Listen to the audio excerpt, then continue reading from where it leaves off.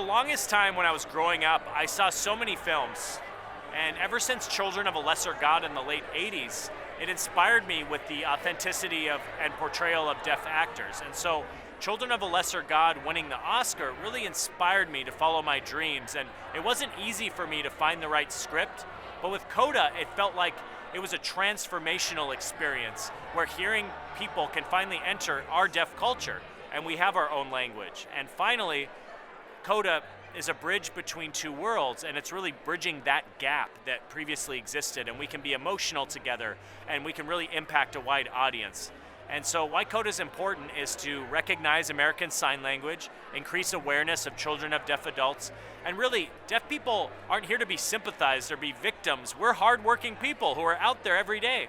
And we have a beautiful language, and we have a similar way of thinking, and we can have sex too. And the only difference with us is we can't hear, so we use our eyes to communicate. And that's why CODA is such a beautiful movie visually, so thank you AFI, and thank you to your wonderful team of filmmakers. I hope that audiences will realize, and I trust that they will, when watching CODA, that they'll understand that there are so many stories to tell in the deaf community. This film operates on so many levels. Each person, regardless of their background, can identify with the film, whether they're deaf, or they love fishing, or they're all about family, or they're all about parenting, they're all about music, they're all about coming of age, following your dreams, following your hopes. It's a movie for everybody, and that's what I hope everybody will take away.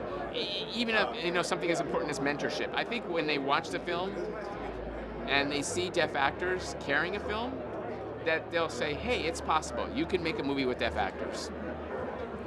Simple as that.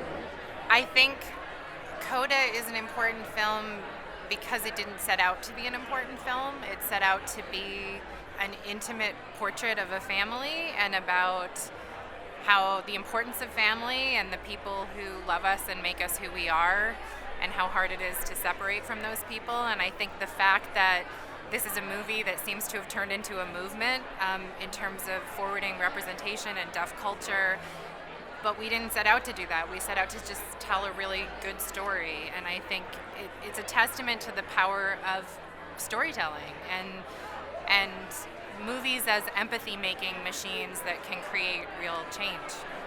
I love Siân. I'll never forget the first time meeting Siân.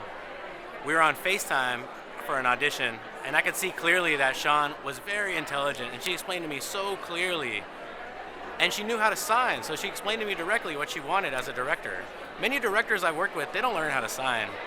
And her script, she also wrote the script, and her script was perfect.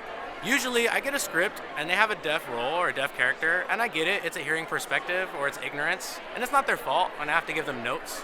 But Siân did her research. She had deaf friends, she studied us, and it was so fun to work with her on set. She's a wonderful woman, and again, I cannot tell you how brilliant she is. I'm so honored to work with her.